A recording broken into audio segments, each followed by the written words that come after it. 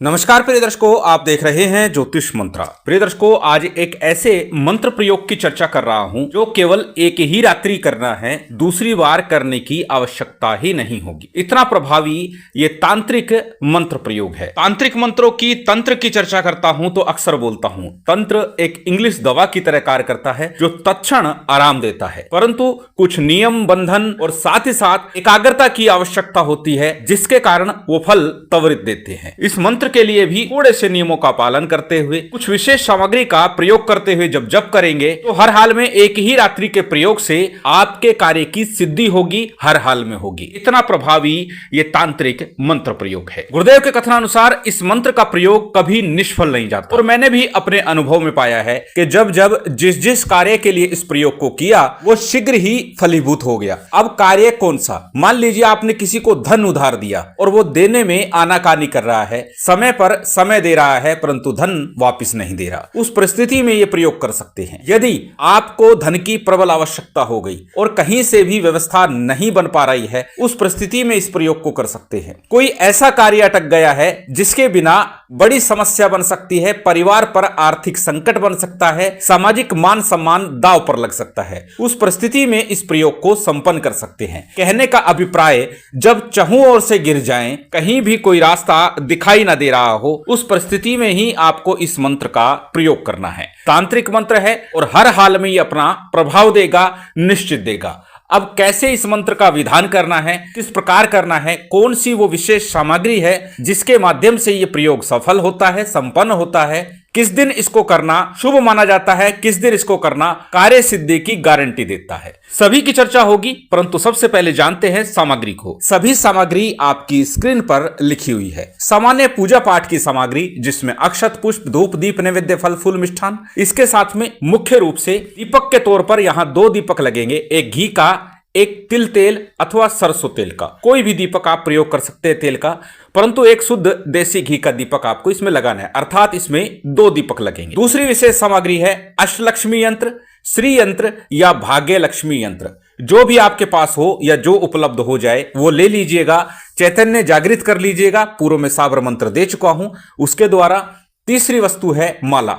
माला कौन सी हो? या तो स्फटिक की माला हो अथवा लाल चंदन या कमलगट्टे की माला हो। जो भी माला ले, यंत्र ले, वो प्राण प्रतिष्ठित ले, जागृत ले। प्राण प्रतिष्ठा विधि साबर मंत्रों के द्वारा कैसे की जाए माला को, यंत्र को, तावीज को, उसके लिए मैं वीडियो दे चुका हूं। उसका लिंक आपको डिस्क्रिप्शन में मिल जाएगा। उस वीडियो के माध्यम से, उसमें दिए गए मंत्र के माध्यम से आप अपनी माला को, यंत्र को, तावीज को प्राण प्रतिष्ठित जागृत कर सकते हैं, चैतन्य कर सकते हैं। भोग सामग्री में खीर का नैवेद्य ही उत्तम होगा, अन्यथा दूध से बना कोई भी मिष्ठान आप ले लीजिएगा। दोनों में से जो आपकी व्यवस्था बन जाए वो भोग सामग्री ले सकते हैं। अब क्या करना है, कैसे करना है, कि ये 3 मुख्य सामग्री है, माला, यंत्र और भोग। बाकी सभी सामग्री आपकी स्क्रीन पर लिखी हुई है। इसमें से जो आपके पास उपलब्ध हो, जितनी आप व्यवस्था कर सके वो ले लीजिएगा और फिर इस प्रयोग को संपन्न कीजिएगा। अब यह प्रयोग करना कब है? इस प्रयोग के लिए बुधवार का दिन रात्रि 9 बजे निश्चित है। रात्रि के 9 बजे हो,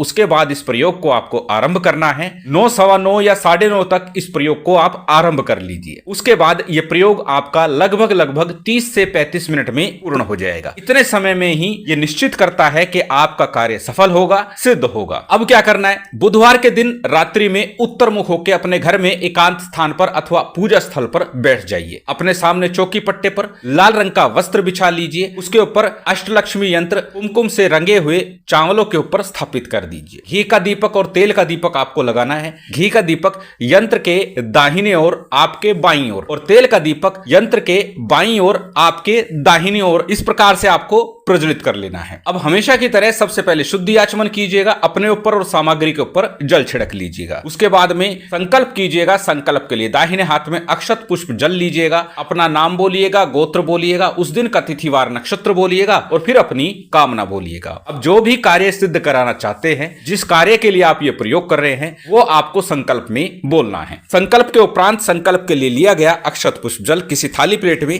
अथवा दीपक के सम्मुख छोड़ दीजिए। इसके बाद में सभी का सामान्य सा पूजन कर लीजिए। गणपति का, गुरु का, कुल देव, पितृदेव, स्थान देव, इसके साथ साथ लक्ष्मी नारायण का पूजन कीजिएगा, यंत्र का पूजन कीजिएगा और साथ ही भैरव जी का सामान्य सा पूजन विधान कर लीजिएगा। इस सामान्य पूजन विधान आपने जो सामग्री है, जो व्यवस्था है, उसके अनुसार संपन्न कर लेना है। तत्पश्चात गणपति गुरु मंत्र का भी यथाशक्ति आपको जप करना है। चाहे 11 बार करे, 21 बार करे अथवा सामर्थ्य है तो एक माला का कर ली। अक्सर बोलता हूं, यदि आपने गुरु दीक्षा नहीं ली, उस परिप्रेक्ष्य में गुरु मंत्र का जो भी जप कर रहे हैं, चाहे भगवान शिव के ओम नमः शिवाय मंत्र को जप रहे हैं अथवा गुरु गोरखनाथ जी के ओम गुरु गोरक्षनाथाय नमः मंत्र को जप रहे हैं, तो एक माला मंत्र जाप करें, अच्छा होगा। गणपति और गुरु मंत्र का जब आप जप कर ले, उसके बाद आज का जो मूल मंत्र है, इसका आपको 11 माला का जप करना है। केवल 11 माला जप से ही आपके कार्य की सिद्धि हो जाती है। गुप्त नवरात्रि का समय निकट है। यदि इस गुप्त नवरात्रि में ही आप इस मंत्र को नित्य ही करते हैं, तो भी आपके लिए